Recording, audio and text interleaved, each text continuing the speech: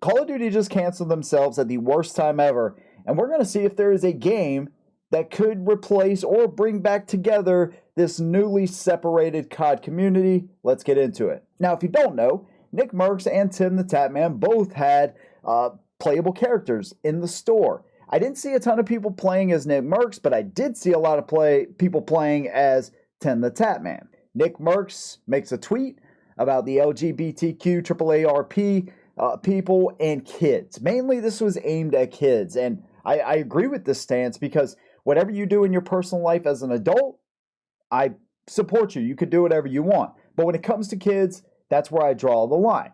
Well, Call of Duty, in return, took his character down. Tim the Tatman then said, hey, take mine down too. And that's kind of where we stand.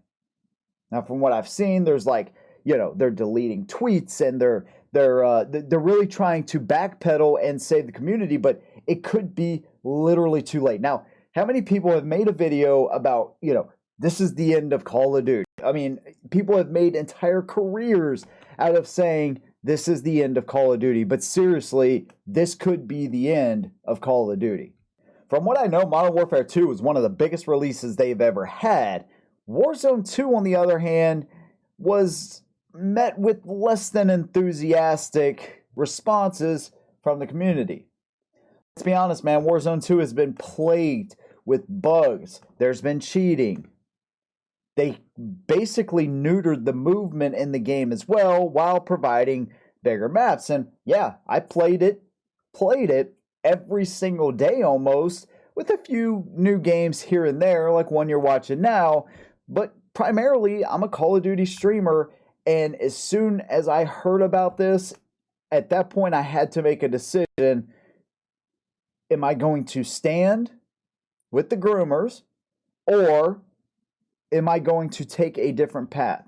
Now, this seemingly may hurt you in the long run, or may hurt me in the long run, right? Because people are used to me playing Call of Duty, but at the same time, you have to stand on principle. And so you have a game that has terrible movement, plagued with bugs, and really pay to win, dude. Some of the weapons and blueprints in the store are just so OP that it's essentially become play to win at that point. Super quick TTKs, disbanding lobbies, and SBMM, and the list goes on and on and on. And then they drop this bombshell right before Season 4 drops. Right before they're introducing a new mid-sized map, and they decide to do this when they're already bleeding players. Last year, I thought it was funny because I made a video about them being under, 100 million players for the first time. At this point, they would probably dream about being at 100 million players again. It is insane how many people are leaving this community, dude, and for good reason. You have 3 months or an entire quarter before you get new content. They might sprinkle a little here and there, but it really seems like Call of Duty, their biggest issue has been for years not listening to the community. And that's one thing. But when you shit on the community, when you piss off the community, now you've pretty much crossed the line. Now, nobody really made us think about, I say nobody made us think about it. Some people may have, I just didn't see it. But when Warzone 2 first came out, they didn't have a single American flag, a German flag, any other country's flag available to put as your little, profile pic or their banner or whatever the hell they call it. It was only LGBTQ AAARP flags that were available in the store.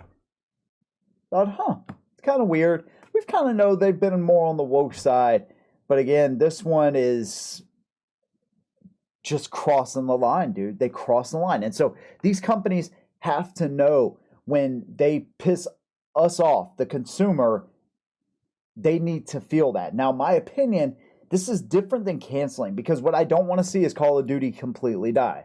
I want them to take this as their Bud Light experience, make the brand better, and keep politics out of the entire equation.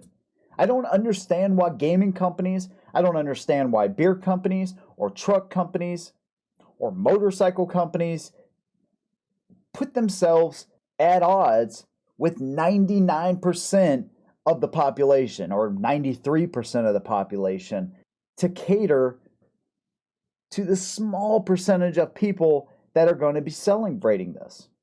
And out of those small percentage of people, how many people are buying those products? How many people are playing those games?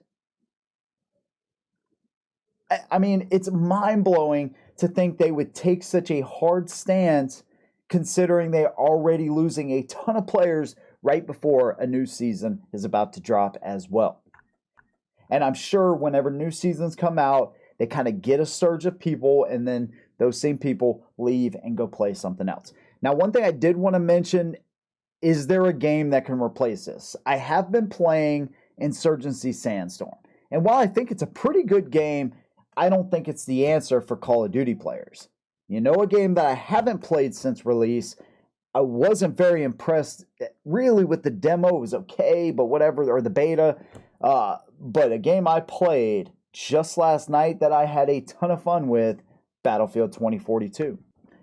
Your boy hasn't sniped in months, and I'm telling you, I was having a blast sniping people, man, and just the overall experience, the immersion, the weather effects, and all these things that we love about Battlefield were all there, and I was having a fantastic time.